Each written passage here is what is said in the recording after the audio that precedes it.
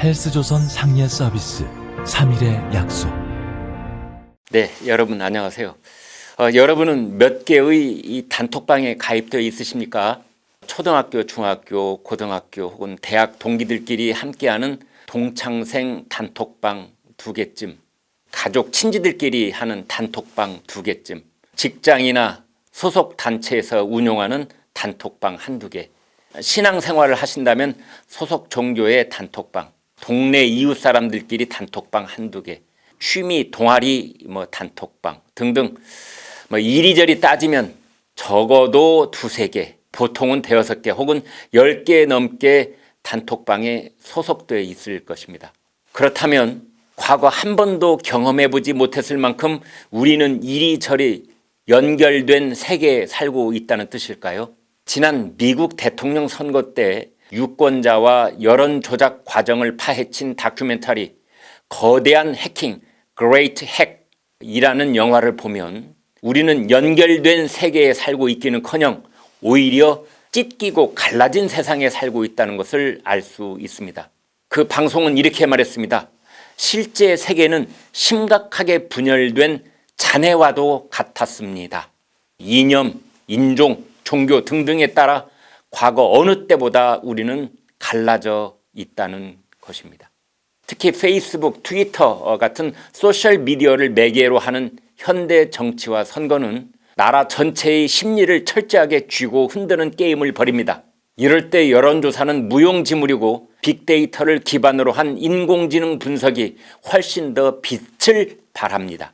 여론조사는 결과 조작이 가능하거나 유권자 심리를 알아내는데 결정적인 한계가 있습니다. 반면에 유권자들의 신용카드 결제, 웹 검색 내역, 위치 정보, 단톡방 대화, 좋아요 누르기 정보 등등은 이 각 개인의 이름, 거주지, 나이, 직업 등과 연결되면서 실시간으로 수집되고 그 사람의 정치적 성향을 정확하게 짚어냅니다.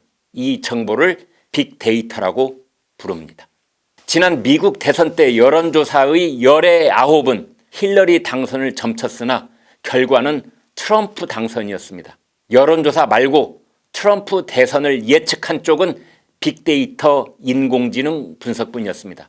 여론조사의 유권자 응답보다 그 유권자의 디지털 흔적이 훨씬 더 정확하고 솔직하게 그가 누구를 찍을지 예측한다는 것입니다. 지금 한국에서도 4.15 총선을 앞두고 전문가들 손에 의해 빅데이터 인공지능 분석이 진행되고 있습니다.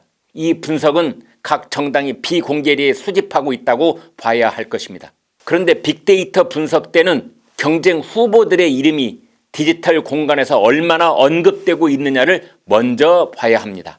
전국에서 가장 뜨거운 빅매치가 이루어지고 있는 서울 종로구를 보면 통합당 황교안 후보의 언급량이 민주당 이낙연 후보보다 2배쯤 많다고 합니다. 전화 여론조사로는 이낙연이 황교안을 20에서 25%포인트 격차로 앞서는 것으로, 그러니까 거의 더블 스코어로 앞서는 것으로 나와 있는데 빅데이터 분석은 오히려 황교안이 이낙연보다 곱절로 앞서 있다는 것입니다. 미국 대선 때의 경험에 비춰본다면 서울 종로구 당선자는 여론조사가 가리키는 이낙연이 아니라 빅데이터가 가리키는 황교안이라고 봐야 합니다.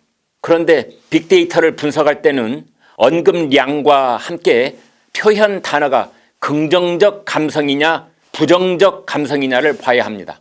3월 말까지 중간 분석에 따르면 부정적 감성을 표현하는 단어의 비율에서 황교안 쪽이 더 많다고 합니다. 그렇다면 이것은 황교안이 불리하다는 분석이 됩니다. 결론적으로 빅데이터와 인공지능 분석에 따르면 해당 후보의 이름이 언급되는 언급량에서는 황교안 후보가 앞서 있고 긍정 부정의 상대적 비율에서는 이낙연 후보가 앞서 있다는 것입니다. 이 둘을 감안하면 이낙연, 황교안 두 사람은 박빙 승부를 펼치고 있는 중이라고 봐야 한다는 게 빅데이터의 분석입니다.